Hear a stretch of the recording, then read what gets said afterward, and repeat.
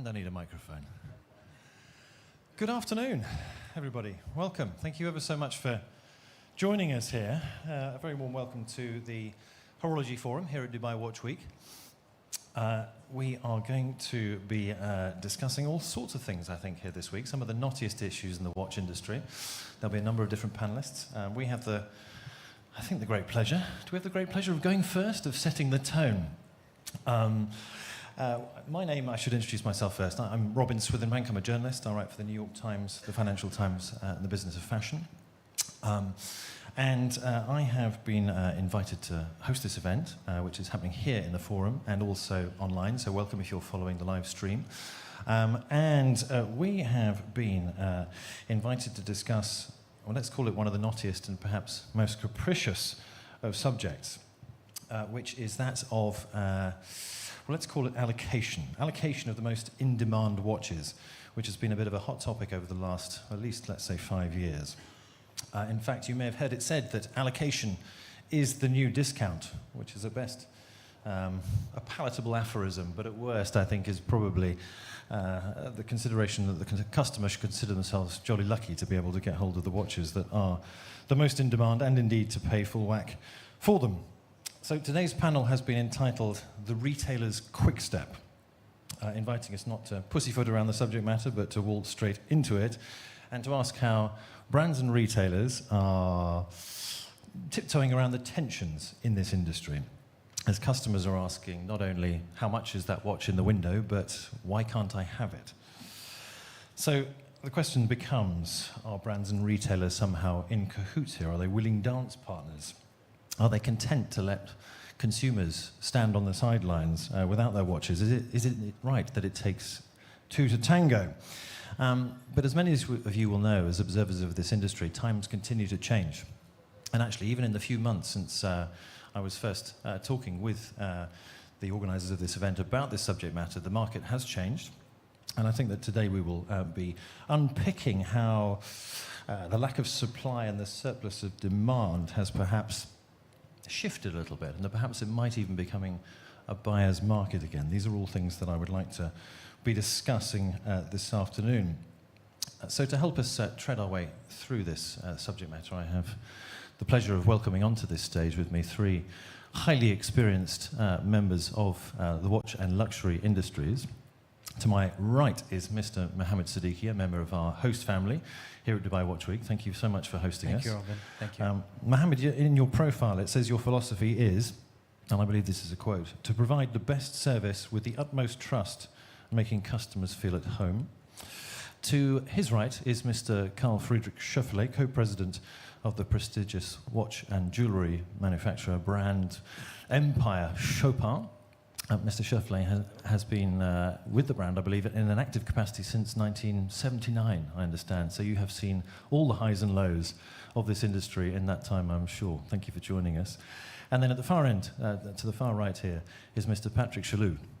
And Mr. Chalhoub joins us as Group President of the Chalhoub Group, which runs a number of luxury brands out here in the Middle East, including Karl Lagerfeld and Stella McCartney, amongst a number of other own brands as well. So thank you so much for joining us. I believe your group has been described as a hybrid retailer and partner of choice, to give a little bit of context. So gentlemen, welcome. Thank you for joining us. Before we dive headlong into this, I actually want to do a bit of an audience straw poll to see if we can gauge, well, first of all, the air in the room, but also the temperature of the market. So we can't really see you because of these bright lights, but I'm hoping I'm going to be able to see the silhouettes of your hands. Because what I really want to know, first of all, I'm going to ask you a few questions, but the first thing I want to know is, who here has ever been on a waiting list of some description for a watch? Yeah, there are some watch people in the room. That's good to know. Okay, and raise your hand again if you've ever been on a waiting list for more than 2 years for a watch. Gosh, that's quite a lot, isn't it? That's a similar number of people. Yeah. And then I think this one's a bit more of a tester. Who has been on a waiting list, but in the last 2 or 3 months has suddenly found themselves at the front of the queue? Yeah, not a dissimilar, fewer, but not a dissimilar number of men. And how many of you actually took the watch? Keep those hands raised. Okay, all right. Well, I think that gives us a little bit of an impression of the market. Either that was a useful exercise, or it was just useful exercise. Right, first question. For exhibition purposes only is, of course, the language that is used. This is what we're seeing in the windows of retailers, whether they're run by brands or multiples, all over the world. Is this here to stay, or is it simply a temporary fix to a problem of our time? Mr. Seddiqi. Well, Robin, I think it's... being a retailer, I don't think so that we have passed the phase of the waiting list. We still do have waiting lists. We still do have people waiting for watches. Maybe it's because we're in Dubai and we have Dubai Watch Week, where we attract people and educate people about watches, and they're still excited about watches. Or maybe it's just Dubai itself, because we attract people from all around the world to visit us. Yes, the number of clients that are waiting for watches has reduced, but that doesn't mean that the waiting list is over. It's just reduced from 10,000 to 8,000 people for one reference, so it's not a big difference. All things in moderation. Mr. Schaufele, what have you witnessed? Well, I think the underlying challenge for the industry, for the watch industry, for those who produce the watches, and I'm, I think, quite well located to say that, is the challenge of being able to produce more watches of the same quality, considering that craftsmen are very difficult to find. And watches are becoming more sophisticated, more complicated. The customers are more knowledgeable, and therefore we, as watchmakers, are challenged to make them accordingly, and that takes more time. And this is really the challenge we are facing today. That then is a question of supply of parts, materials, rather than perhaps of supply of finished products to an end consumer who is demanding them in greater number. That strikes me there's a difference there. Well, first of all, there's a shortage of components in the watch industry, because we went through a difficult moment during COVID, and production capacity was down, had to be built up again. And at the same time, at a very high rate, the demand rose. And it was impossible to reconstitute the capacities. And they're still not reconstituted. And also, we as a company, we employ 50 different crafts. We are totally integrated. There's probably, except hands and crowns and some screws, we make everything in-house. So we still face a problem in-house, basically. Mr. Chalhoub, you bring a perspective across the luxury sector, not just watches. In fact, probably less watches than beauty and fashion. Are there parallels that we can draw across these sectors? Yeah, thank you, Robin. And again, my specialty is not into the watch business. We have a very tiny business in the watch. It's more in fashion and beauty, as you said. I'll give little my perspective on the question itself, and then I will take you to fashion and beauty. And sorry to be a little bit disruptive, gentlemen. I don't understand the notion of waiting list personally. I understand the notion of customer centricity and customer service, which doesn't mean that we cannot wait for something, but what our customer expect is to know when it will reach nearly. So it's a question of reliability to say in 18 months and a half you will get your watch, and not just waiting without having a perspective in some cases. In others, it's much better. So for me, we should really be able to replace in our modern times the waiting list by a precise date at which we could deliver whatever we can deliver, and then the customer have the choice to change perspective or not. In our fashion industry, we have, I would say, in certain cases, especially in bags, accessories, and with few brands, we have also those challenge of unavailability of products on the shelf and needing to wait for it. And we have always the same look to try to give a certain date at which we could deliver our goods. And it's true that fluctuation between offer and demand in a highly manual work is sometimes complicated to do. But it's then how to manage the expectation of our customer and being as transparent and totally honest with him. Have you ever placed a sign in your window saying, for exhibition purposes only, underneath a suit or a jacket or a beauty product or anything else that you retail? Sorry. Have you ever placed a sign in a window? Yeah, of course. Yeah. Saying for exhibition purposes only, or something similar. You can look at this, but you can't have it. It doesn't go with the philosophy. It doesn't happen. Because for us, it's a question of building relation with us customer, creating an emotional link. Sometimes he is not in a mood of buying, or we cannot sell him, but we still want to get him in and keep the conversation on and trying to understand it. So, I mean, whatever. So, Mr. Seddiqi, this is interesting because I think it's fair to assume that there's a lot of overlap between Mr. Chalhoub's customers and your customers. So they can walk into his store and they can buy a handbag, they can buy a suit for $10,000, whatever it is.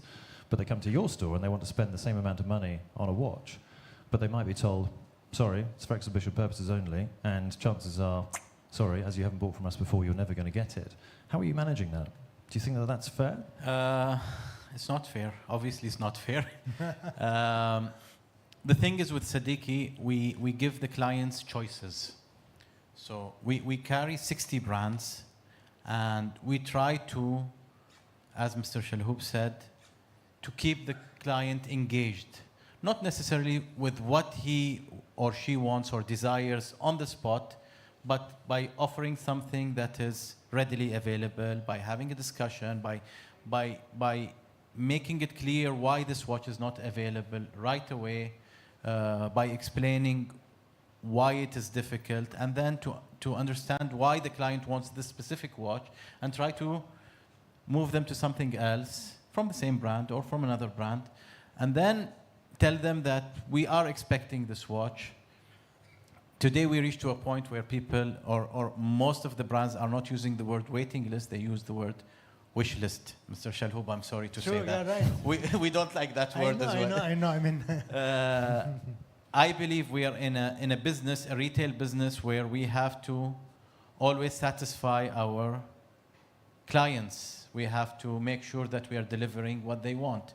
But again, as Mr. Schaufele said, for us to produce these products, to have the know-how, to have the expertise to do these products also takes time.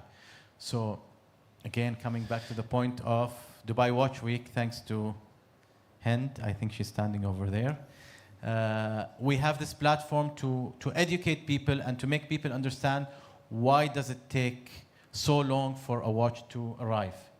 And this is helping us and helping our clients to understand, yes, it will take time because they have to get this supply, they have to polish this by hand, they have to make the final checkup, quality control, and it takes time. So it is helping in a way. And of course, you don't want to be losing the sale, which is a problem common to you and all your partners, or all the retailers in the global luxury watch retail fraternity. But are you finding that your customer is perhaps coming to you and saying, I don't want to wait 18 months, I'm going to go and spend my money with Mr. Chalhoub because he's got the products that are luxury that will make me feel better, that give me the answer to my wants, not necessarily my needs, because we're not in that business. Well, how are you stopping them walking out of the door and saying, I'm going to take my money somewhere shopping else? is a therapy. So you can go to a doctor as well. So whether going to Mr. Chalhoub or to us or to any other retailers, as long as there is the passion of buying, getting a new product, enjoying life, it's always there.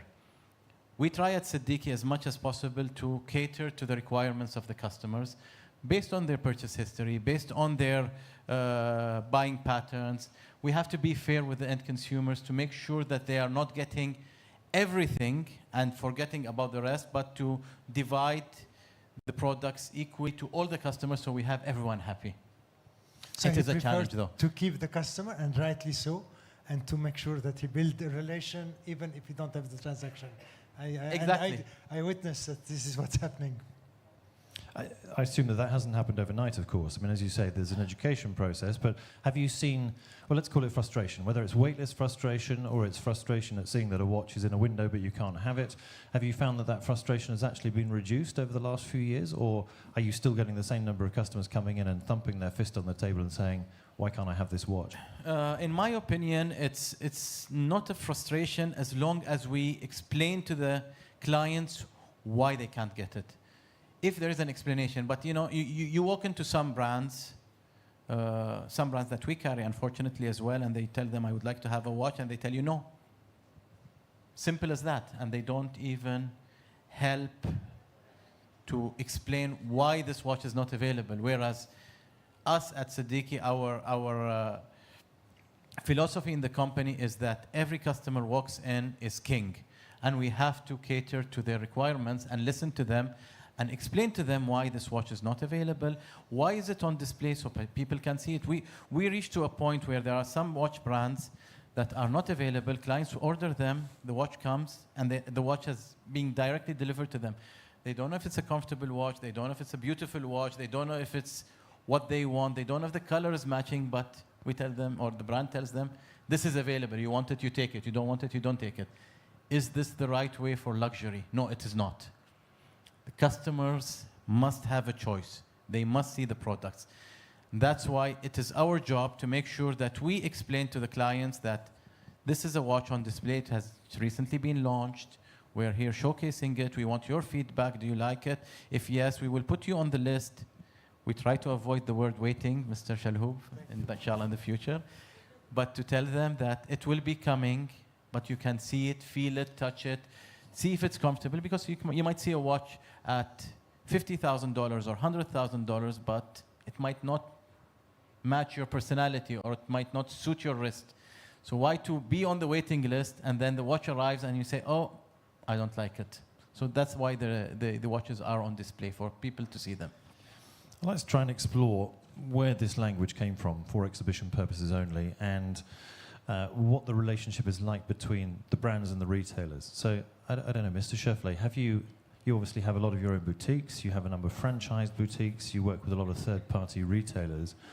What sort of instructions are you giving the retailers as to how they can display your product, and I suppose more importantly, what they have to say to their clients who are also your clients? Well, in a way we are lucky because not all our products are for display only. I have to say that to start. But some collections and some products are also the small brand that I launched 8 years ago called Berthoud have products which are not immediately available. And I think what we emphasize for sales staff and what we try to get across and teach is to really find the words to explain, as Mr. Seddiqi said, why this particular piece is just not available at this moment in time, and why it may be worth waiting for.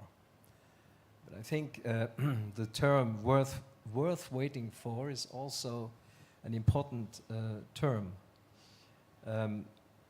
We have experienced that quite recently with 2-3 Chopard products, which we presented at Watches and Wonders, and we were overwhelmed by the success. And with the best of our knowledge, we could not, or we cannot, quote any delay shorter than 3 years at this moment in time.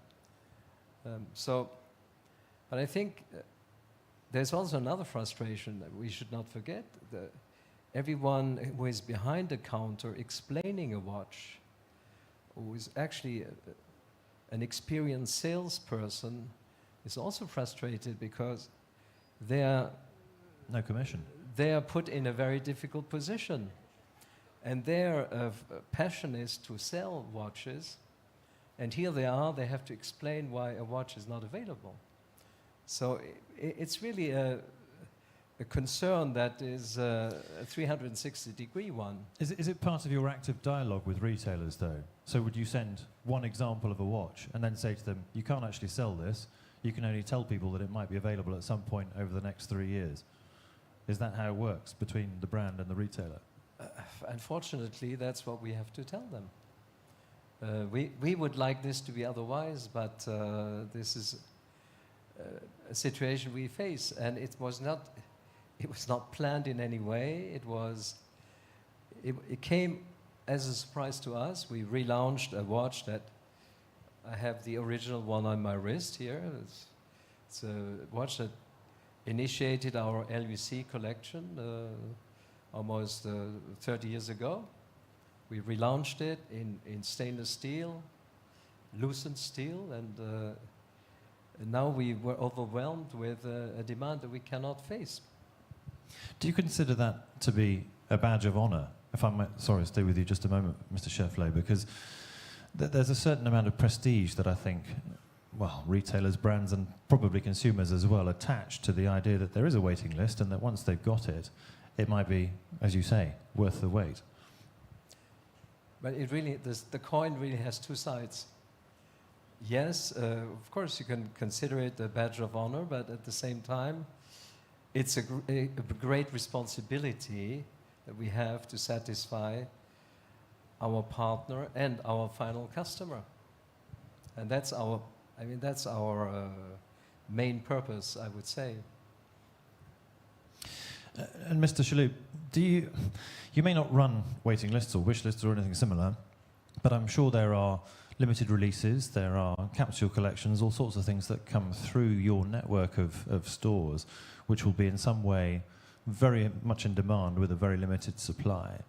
What impact do you find that's having on footfall in stores, for example? I mean, it's true that the customer of today is a customer who is trying to find some exclusive pieces, some rare pieces, and we do have indeed some limited editions which we promote. So we know that it's a limited series and we have a limited edition to do it and exhibit it. And it's true that then when the limited edition gets over, we have a lot of demand on the limited edition, but by definition it is only limited, and we do keep a register. If some of those limited edition come back, we could be able to inform our customer, but at the same time understand their desire and perhaps recreate things which are adapted to their need. But it's a trend today into luxury to create certain limited collections, and it's the same in watches, I believe. It's quite the same to have those limited collection, so you know what you have to produce and when, and often they are very much in demand. You might make a mistake, but often they are very much into demand. And Mr. Seddiqi, from the retailer's perspective, when Rolex come to you and say, here's your exhibition collection, we want you to put these little signs in your windows saying for exhibition purposes only, what was your response? Were you encouraged by that? Did you think this is going to generate lots of interest and lots of footfall, or did you think this is going to annoy my customers? Well, if we go back a year ago to the world, and if you go to any Rolex store, all watches were on waiting list or wish list. And most of the stores reached to a point where they didn't have any watches on display.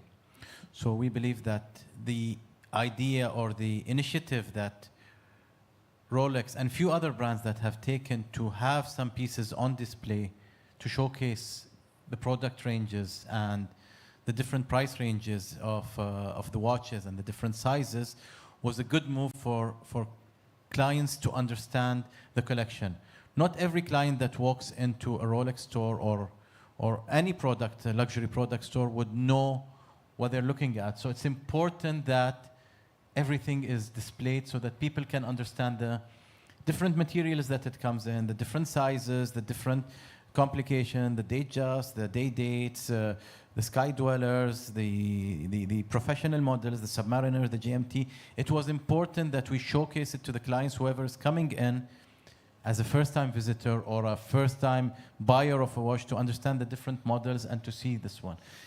it was a challenge where we had, especially in our region, we have VIP clients that come in, oh, but you have it on display and I want to have it. So this was always a challenge, but we always try to explain. It's always a matter of communication. As long as you can communicate correctly and pass the right message to the clients that we're sorry, sir, this is a watch that is only for display. We need to show it to other people. However, we will be having one delivered to you soon. There is always an understanding. Does it actually give you a little bit of try before you buy? Because if you're waiting 6 months, 2 years for a Sky Dweller, for example, but you've never actually had the opportunity to see one or try one on, then it arrives, It gets you put big. it on your wrist and you think, this looks dreadful. Perhaps you're actually mitigating for that. Maybe that's an upside. So it is important for people to try what they want to buy before they buy it. It's the same thing with cars, you know. Most of the car showrooms, they have a demo car. It's for people to sit in it, see it's comfortable. So it's a Sky Dweller demonstrator. No, I hope so. I wish it's a demonstrator, but it's important for people to see what they're buying before they buy it. Why be in a waiting list on something that you might end up not buying if you're not seeing it before buying it? Granted.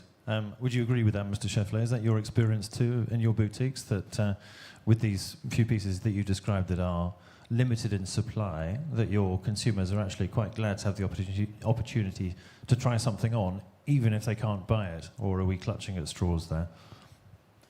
I think it's indispensable that you are able to see a piece that you are interested in and to feel and touch it.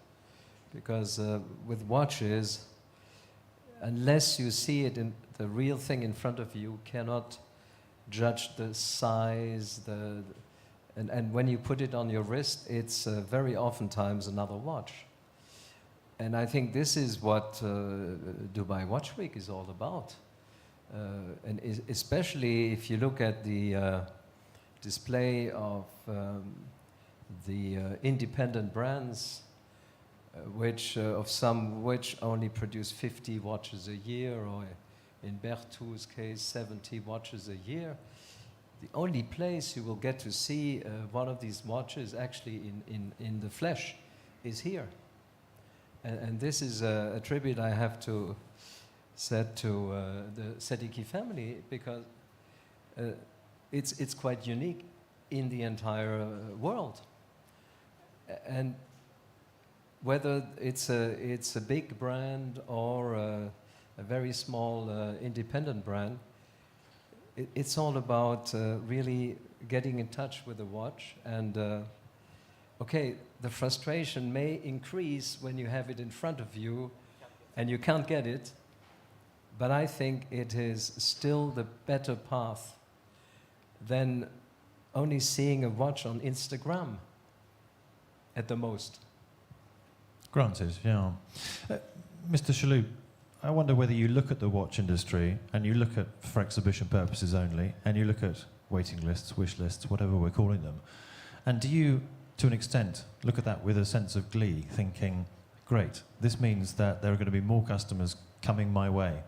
Do you think that your businesses have benefited from the fact that the watch industry has such a limited supply of product in certain categories, certain brands, certain models? No, I don't think it has any impact or effect that people will move their buy from a category to a category, or very rarely it happens if it is under some gifting. And again, we are very attached to the experience the customer will get, not only in our store, but also in retail in general in Dubai.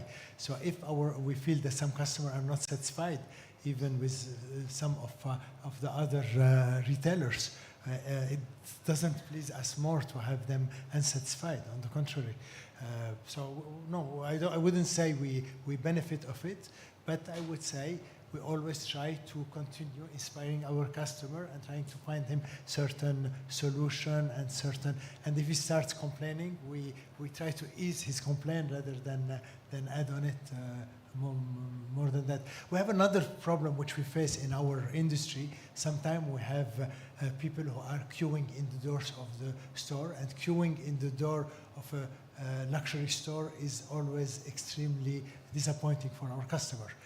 So but we need to find ways to treat it, to take certain private appointments, etc., to avoid having overcrowded stores, but also to make sure that we satisfy our customer. But this is not a problem.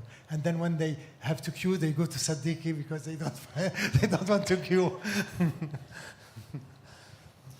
I'm intrigued to try and look at this a little bit more holistically and to try and look ahead, see where we're going to be over the next. If we're having this conversation, we had a similar conversation on this platform 4 years ago, Mohammed. You and I were part of a panel discussing waiting lists, and at the time, waiting lists were clearly becoming longer and longer, and people were queuing for their Nautiluses and their Royal Oaks and so on and so forth. And you admitted on the stage that this meant that some people would never get their watch, which at the time felt quite revelatory because we'd not really heard a retailer stand up and say, sorry guys, some of you are never going to get your watch. Is this going to exist in perpetuity? Are we going to be seeing, for exhibition purposes only, in the vitrines of retailers forevermore? And let's not forget that volumes of luxury watches have been coming down significantly over the last 7 or 8 years, so there's always going to be a fairly limited supply. Or is there going to be a shift in the market? Are we going to see buyers with a little bit more power as macroeconomic factors kick in perhaps? There are all sorts of reasons why demand for watches might come down. Which way do you think the path is going to go over the next 5 years? In my opinion, there will be some watches that will always be for exhibition only. Some references, some models will be always on demand and will be people will be waiting to get them. I have a question for you, Robin. So we just turn around a bit.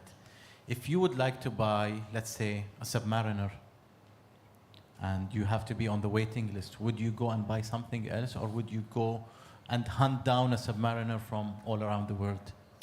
Well, this is an interesting point, because I did want to come to pre-owned at some point in this conversation too. I think if I had my heart set on something and I had the money in the moment, I would probably try and find a solution. I mean, that's probably my character as much as anything else. Some people will be more prepared to wait.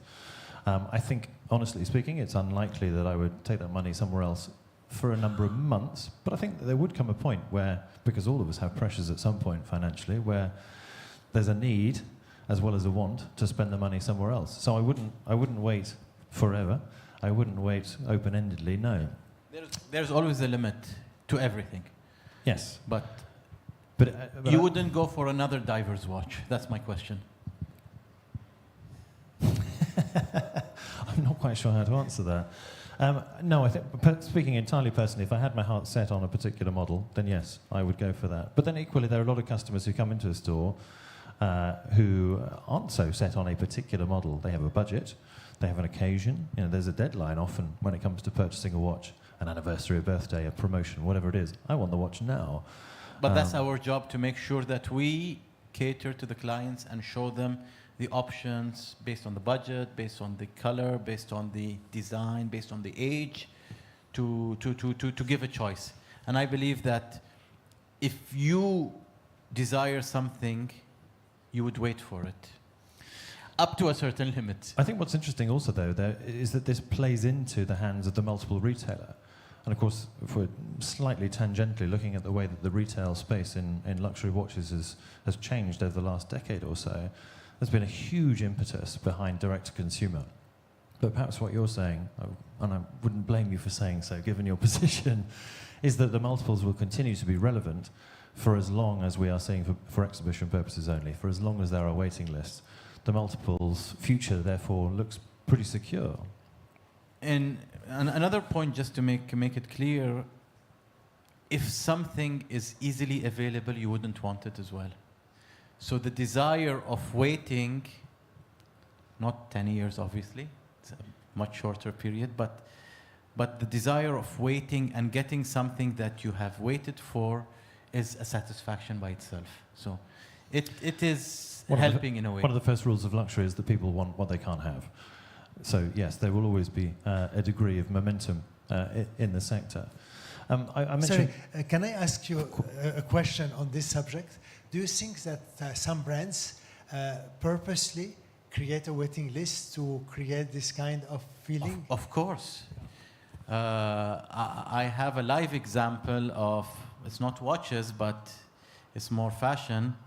Not from me. No, not from you, not from you. But in general, where we know that products are available, but the brand makes it difficult, and with the difficulty, they give an attitude to the consumers, where consumers reach to the point that they end up buying their products from the secondary market with a very high premium, or, again, coming to the point, Robin, that they would go around the world and look for the products somewhere else where they would treat them in a better way and make things more easier to be available than wait. So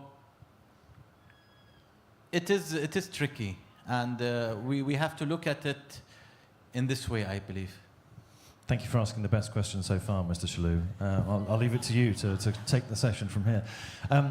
No, that's interesting, isn't it? Because I think, to stick with your question for a moment, it's quite clear that the Pateks of this world, the APs of this world, the Rolex of this world don't increase supply or production in order to meet the demand that exists.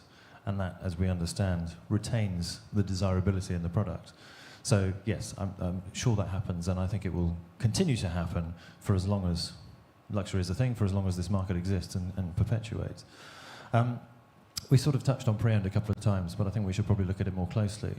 Mr. Schaufele, when there is such high demand for some of your pieces, I think it's probably obvious to say that that has a positive impact on pre-owned values. How is that changing your attitude towards the number of pieces you supply, the frequency with which you release them, and indeed perhaps your own attitude to entering and to running a pre-owned business? And I just wanted to mention yet something else, because I think the watch industry went through many cycles. Looking at production, looking at what it takes to make watches and expanding your production and so on, we're living in a volatile world in a way, and whatever decision we take today to increase our production will affect us maybe only in 3 years' time. So we always have to think way ahead when it comes to planning or increasing a production facility or training people and so on. And then we are living in a volatile world at the same time. So I think our industry has been through many crises as well, where there were no waiting lists to be found, and everyone had to sell their watches, and this was something I went through for many years myself. And the Seddiqi family did a great job introducing watches to this part of the world. And today we are in a, let's say, in a comfortable or more comfortable position, whereas demand exceeds supply. But you have to look at it long term when you look at watch industries building up capacity. And this is something one should remember when we speak about the subject we are touching upon today.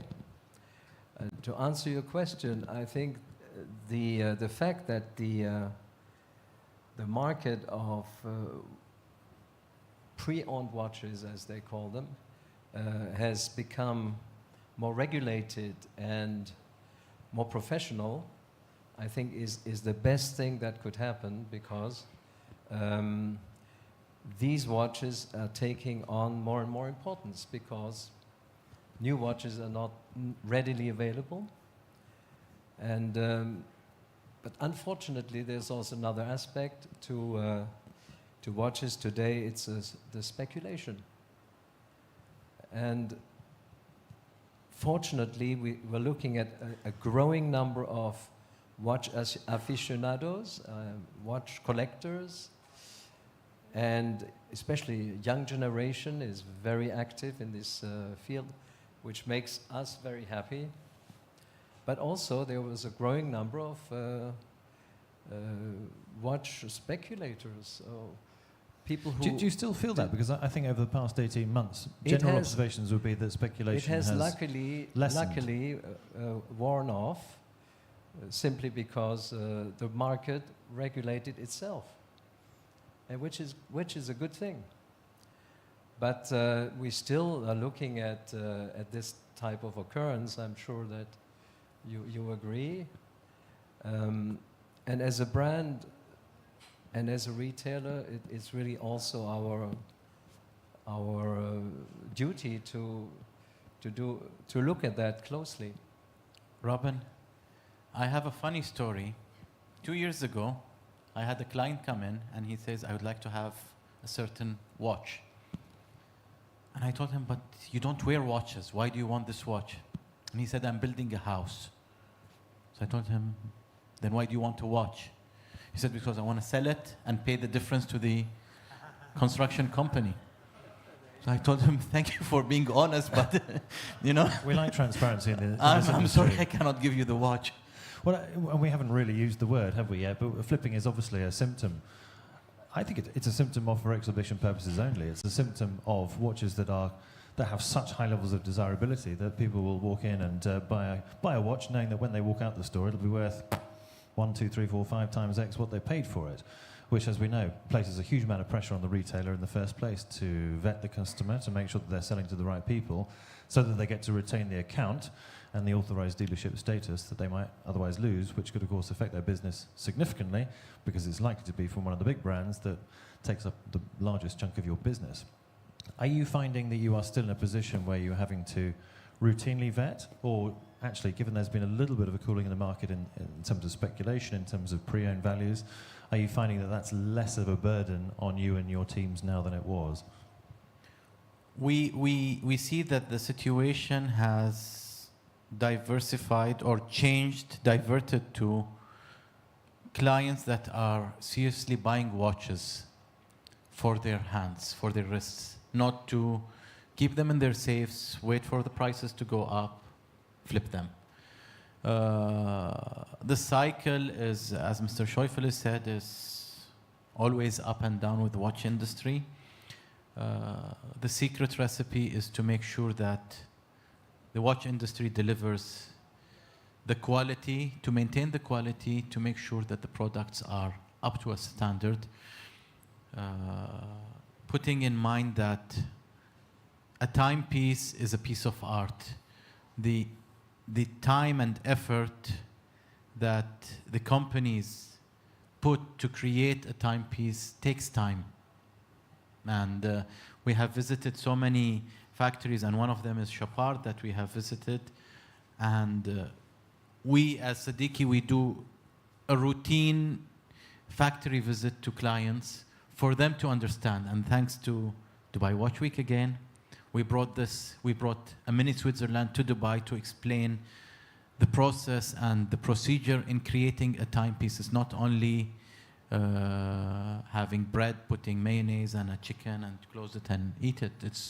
It really takes much more effort in polishing, in hand finishing, every single detail of the movement to make sure that not only the client can enjoy the beauty of the craftsmanship, but also 10, 20, 50, 100 years down the line, you will have a watchmaker open the watch and he would or she would appreciate the craftsmanship that was done at that time. So it's important to understand that these products do take time in producing, and we have to inform everyone how difficult it is to do it. My understanding of it is that flipping is still very much evidence in the marketplace. Last year, of course, we saw Moonswatch, which was a sort of an almost exemplary example of people looking to buy and sell and to make a quick buck while the opportunity was there. I had breakfast with George Bamford this morning. I don't know whether George is in the room. He might be out making a Gonzo movie with his about having time mates. No, he's not here. But George was telling me this morning that a limited edition watch that he did with Second this week immediately was appearing on eBay for twice the retail price that he was selling the watch for. And that he and his team had to go and wheedle out half a dozen of the people who were buying this watch and cancel their orders before the watches were sent out. So they are, as a small team, as a Bamford Watch Department small team, they're acutely aware of the fact that even at watches that cost a couple of grand, they are likely to be flipped, and the culture is still very prevalent. Mr. Schaufele, I don't know whether you're seeing much of that with your brand, and if you are, how you manage it. Well, since a few years now, we are monitoring very closely all the different marketplaces, which is something that is also quite new, still quite new to us. And do you mean that geographically? Geographically, do you basically all do you see this being world. more prevalent in some territories than in others? Yes, but I think it's an international phenomenon today. I mean, a watch collector, somebody who's really into watches, will be looking at the market on an international scale. And if someone doesn't find it in the Middle East, he will try to find it in the US or elsewhere. It's the world has become very small, and collectors are very keen, and it's our duty also to follow the markets, and once in a while we come across some interesting cases, I must say. And Mr. Chalhoub, is this common to your sector as well? Do you see people flipping products? And if so, how do you manage it? Yes, we see people flipping part, and again, I go back to the basic. The basic is to build a relation with our customers, which don't much go into the transaction part of it. So yes, they could flip, they could buy somewhere else, they could find a better price, an availability of limited edition which is not there, and it's good for them. We are not trying to just compete with them, more than to make sure that we engage with them and we continue the conversation with them. Now, going back to perhaps your previous question, I personally see more normalization into the market. It's true that the market has been fluctuating quite a lot, with COVID going down, then the rebound which we have seen in 21 in our part of the world, even more than other part of the world, then in 22 in many places of the world. I think, like we have seen the recent report of Ben, we are in a year of more normalization, so where the demand is still increasing, but not anymore at the same pace, and it could fluctuate from region to region. And this will normalize a little bit the offer and the demand, and which will help avoiding getting all those challenges. But in our part of the world, I have to say, up till the recent event, which we absolutely regret, the market has been quite solid, and we have had still a double-digit growth into the luxury, which is great, while in other places of the world it hasn't been as important as it is into this part of the world. I think we're getting to the point where we need to open this up to the floor, who will no doubt have some better questions, like Mr. Chalhoub had, than I do.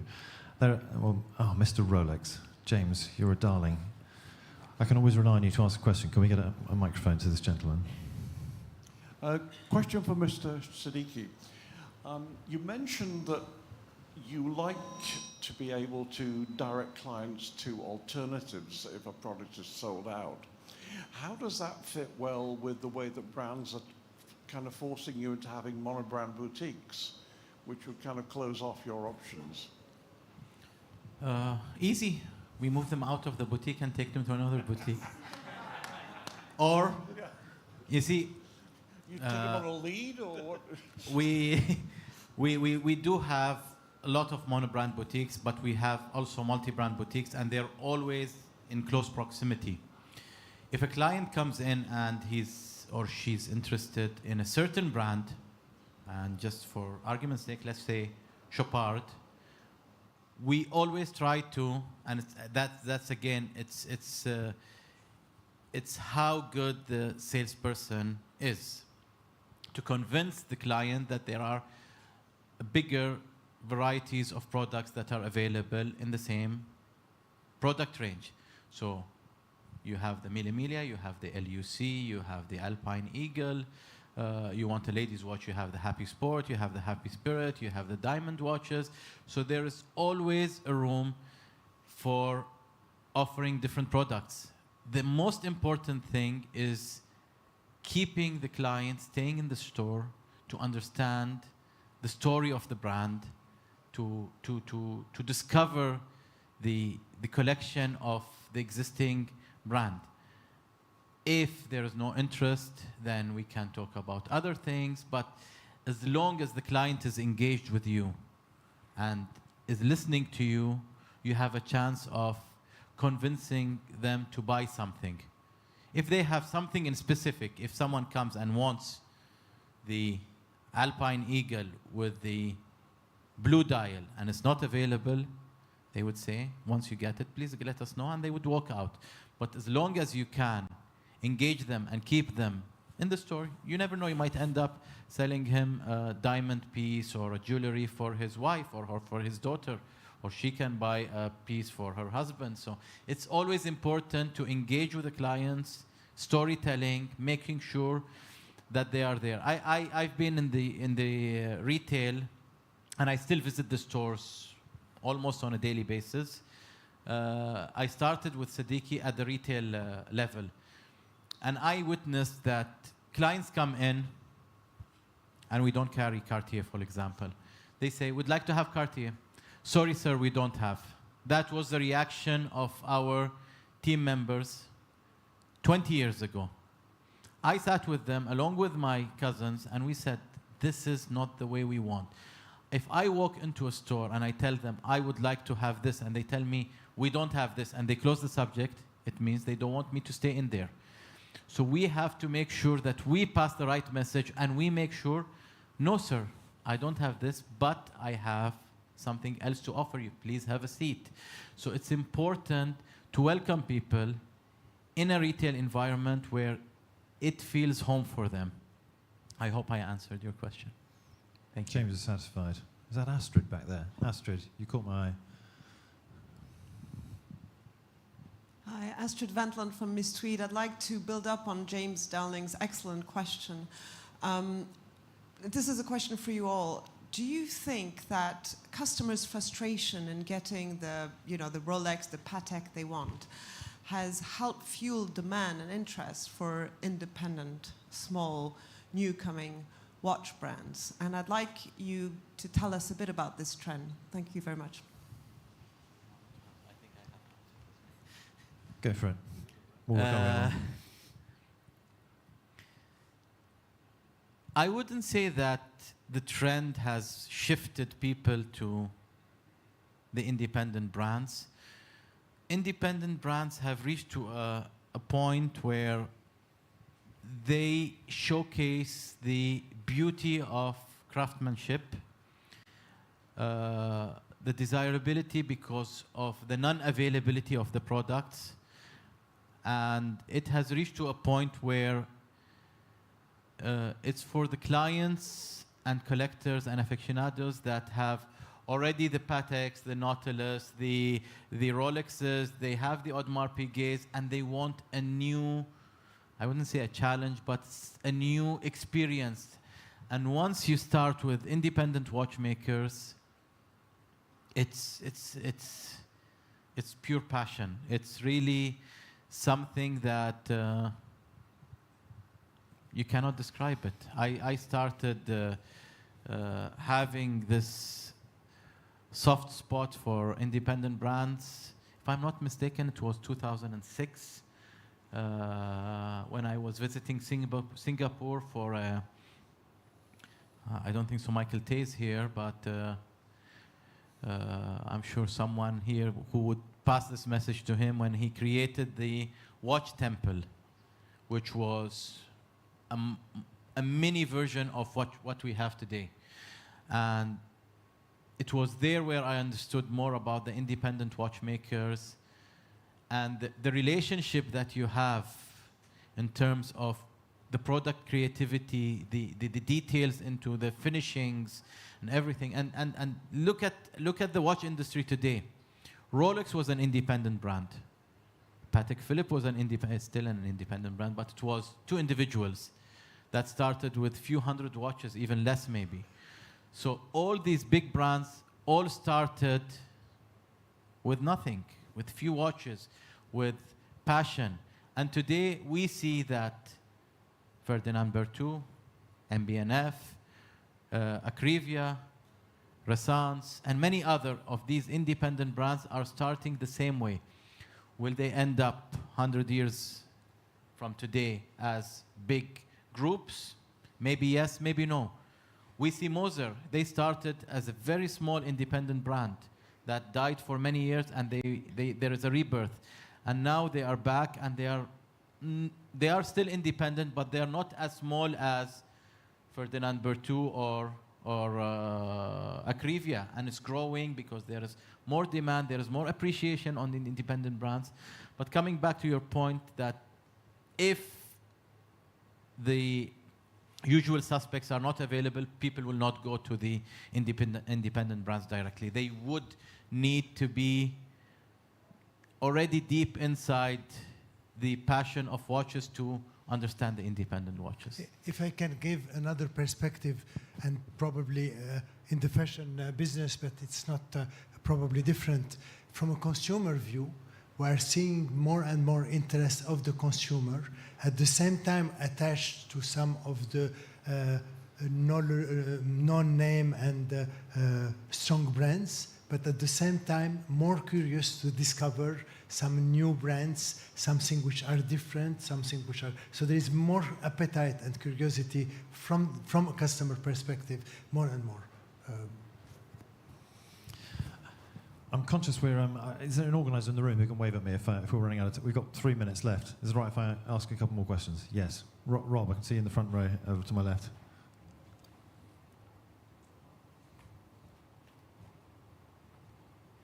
Rob Corder from Watch Pro. My understanding is that today, and this is different from a few years ago, Rolex has transparency for its retailers in terms of the allocations that are coming. You know months, in fact, more than a year ahead, what's coming down the line. Mr. Chalhoub mentioned, why can't you tell your customers when you'll get a product? So why can't you marry the known allocations over a period of time and be transparent with your customers? Yes, they do mention, but still it's a forecast. And it all depends on production. And I'm sure Mr. Schaufele can agree with me that if you don't get one screw in a watch, it can be delayed for another 6 months. Yeah, I must agree with that. We obviously plan our production as precise as we possibly can.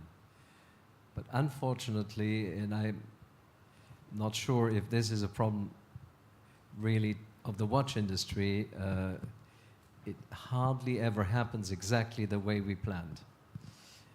Because you have to imagine that just to produce a watch dial, there are between 50 and 150 different stages. If a watch dial has been produced, and we actually own a watch dial factory, so I know what I'm talking about. The watch dial has been produced, and we are looking at the last step of production. And unfortunately, again, there's a lot of handwork involved. Somebody makes a serious mistake. The whole series of watch dials have to be repeated, which means that the watches which are possibly ready will not be produced until 3 or 4 or 6 months later. And this is something that the watch industry still has not managed to cope with. And believe me, we are trying very hard. But that's the beauty of the watch industry. Things are not available. One more, I've got time for one more question. I'm going to point at you if that's all right, sir. Thank you. Then I'm afraid we're going to have to wrap up. My question for three of you. My name is Barwan. I'm the founder and CEO of Winder. We are a secondary, actually, higher up.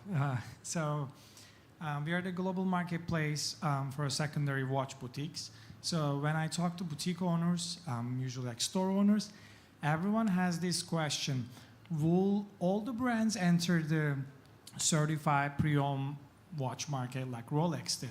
Will Seddiqi enter certified pre-owned in the future, or Chopard, or this will be, would you consider the actually secondary market as a threat in the future that you will want to enter? This is my question. Asking for a friend. Quick answer. Keep it as a surprise. Stay tuned and wait for it.